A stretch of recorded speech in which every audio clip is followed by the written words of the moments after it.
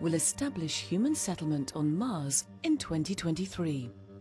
In that year, the first group of 4 humans will land on Mars. Every 2 years after that, another group will join the settlement.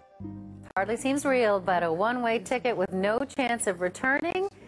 Nearly 80,000 people have applied to become part of a human settlement on Mars.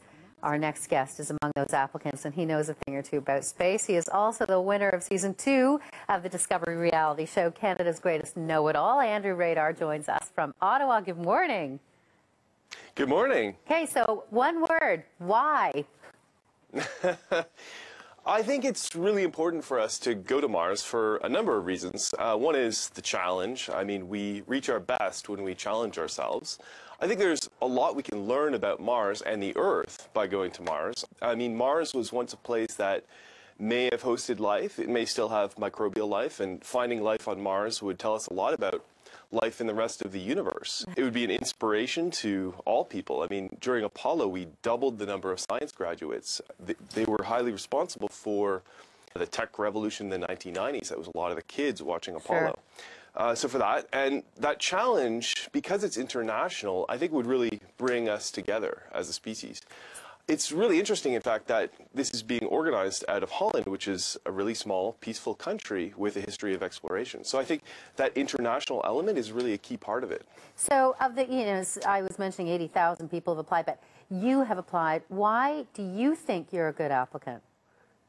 Well, I think I'm a good applicant. I don't know if I'm necessarily a good candidate. The board will actually make those decisions, and frankly, the audience probably will also make some of that decision.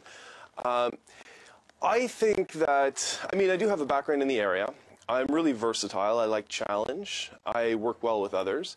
I think that I'm the type of person who, if I don't know how to do something, I say I can figure it out. I mean, I can probably confront a new challenge and solve it. And I'm really dedicated and passionate about this. So I think for a lot of reasons, I would make a very good candidate. And you, I mean, clearly, you really, absolutely, 100% believe that this will happen. No, I don't necessarily believe this will happen as stated. I believe that humans will do this eventually, and I do believe this is what we should be doing. I think it's probably what we should have done immediately after Apollo. I think that there is a chance. There's a lot of dominoes. There's a lot of prerequisites that have to fall into place for this to happen. And indeed, I wouldn't get on a rocket without knowing that some of these were in place. Meaning we have to have a test of the Falcon Heavy, which is the rocket that would be used. We have to have a test of Dragon in re-entry conditions. And there's a number of, I mean, there has to be 8 supply missions and robotic missions to Mars with the exact same hardware before any of this goes forward. And you have to have your base established before you send anyone at all.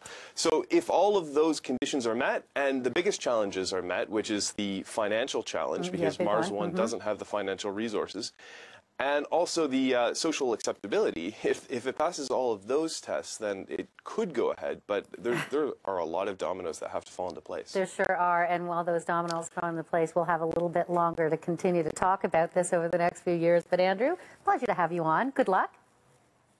Thank you very much.